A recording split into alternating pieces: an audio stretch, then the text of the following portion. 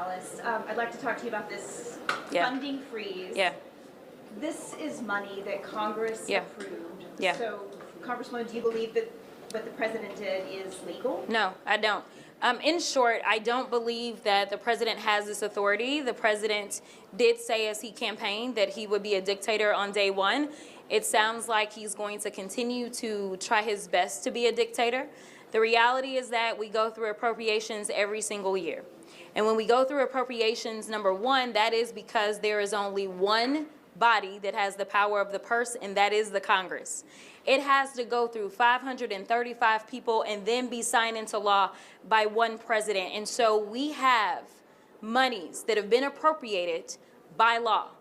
And so no swipe of a pen can just delete that and stop that. And unfortunately, we have someone who has a Supreme Court that he handpicked that has definitely tested the bounds of law. I think right now what we see is we have a president that is going to continue to push those bounds and test those bounds. And unfortunately, if this Supreme Court does not get it right, it will be disastrous for the Republic as a whole. Which, if you are going to have any protections in this country, the strongest protections aren't even the fact that we pass a law. Our strongest protections arise out of our Constitution in and of itself.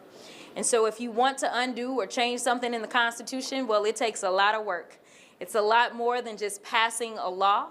We've got to make sure that we have ratification. We've got to go to the states. The states will have to vote, and you got to get 2/3. So I don't think that anything is going to happen to our Constitution just yet, but it is scary that we have someone in the White House that absolutely does not care about the Constitution and does not care about the law, but we knew this.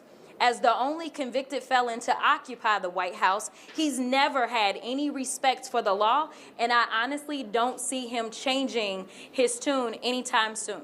The White House is saying one thing while the OMB office is sending out different things. We also know that the Medicaid website went down. It just so happens that it's allegedly a glitch at the same time that we are saying that no, the OMB said that some of these things are not allowed to receive funding.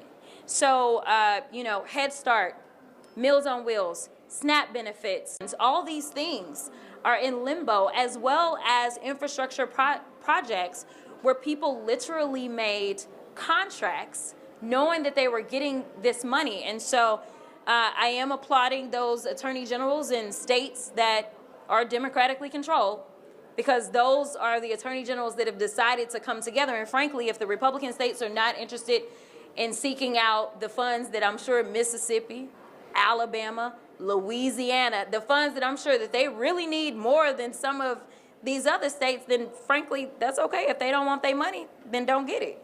So everyone is paying attention. So I will say that he's awakened everyone to the extent that they're paying attention to government. But right now, I'm going to be honest, this administration is sending out mixed signals. At the end of the day, whichever signals they're sending out, I personally believe from my legal training that all of it is illegal, regardless of which mixed signals they're sending out.